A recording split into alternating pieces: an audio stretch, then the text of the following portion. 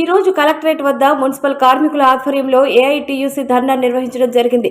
ఆంధ్రప్రదేశ్ రాష్ట్ర municipal workers union రాష్ట్ర సమితి పిలుపు మేరకు జిల్లా కేంద్రాల్లో కలెక్టరేట్ వద్ద ధర్నాలు నిర్వహించారు. డిమాండ్స్: చనిపోయిన పదవి విరమణ పొందిన కార్మికుల పిల్లలకు ఉద్యోగాలు కల్పించాలి. సంక్షేమ పథకాలను కార్మికులకు అందే విధంగా అమలు చేయాలి. డైలీ వేజ్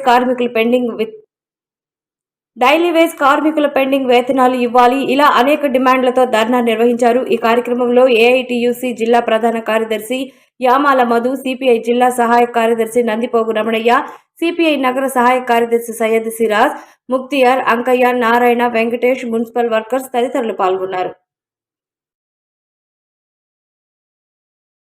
నెల్లూరు జిల్లా ప్రధాన కార్యదర్శిని ఈరోజు రాష్ట్ర వ్యాప్తంగా మున్సిపల్ కార్మికుల సమస్యలు పరిష్కరించాలని చెప్పి ఏపీ మున్సిపల్ వర్కర్స్ యూనియన్ రాష్ట్ర సమితి పిలుపు మేరకు ఈరోజు కలెక్టర్ కార్యాలయం ఎదుట ధర్నా నిర్వహించాము. అదేవిధంగా రాష్ట్ర సమితి పిలుపు మేరకు దశల వారీగా కూడా ఉద్యమాన్ని రచించడం జరిగింది.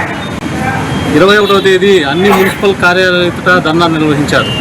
అదేవిధంగా 22వ తేదీ స్థానిక ప్రజాప్రతినిధులకు వినతిపత్రాలు సమర్పించాం. ఈరోజు కలెక్టర్ కార్యాలయం ఎదుట కూడా ధర్నా నిర్వహిస్తూ ఉన్నాం.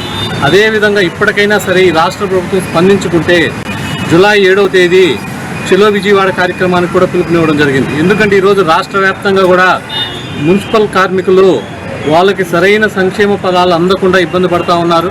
ఈరోజు మున్సిపల్ కార్మికుల కుటుంబాల్లో చనిపోయిన వారి పిల్లలకు ఉద్యోగ అవకాశాలు కల్పిస్తామని చెప్పి రాష్ట్ర ప్రభుత్వం చెప్తా ఉంది.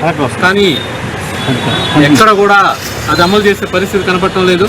అదేవిధంగా మున్సిపల్ కార్మికులకు సంబంధించి గ్రాడ్యుటీ, అదేవిధంగా 30% మధ్యంతర వృత్తిని కూడా ఇస్తామని చెప్తా ఉన్నారు. కానీ దాన్ని అమలు చేసే పరిస్థితి కనపడటం లేదు.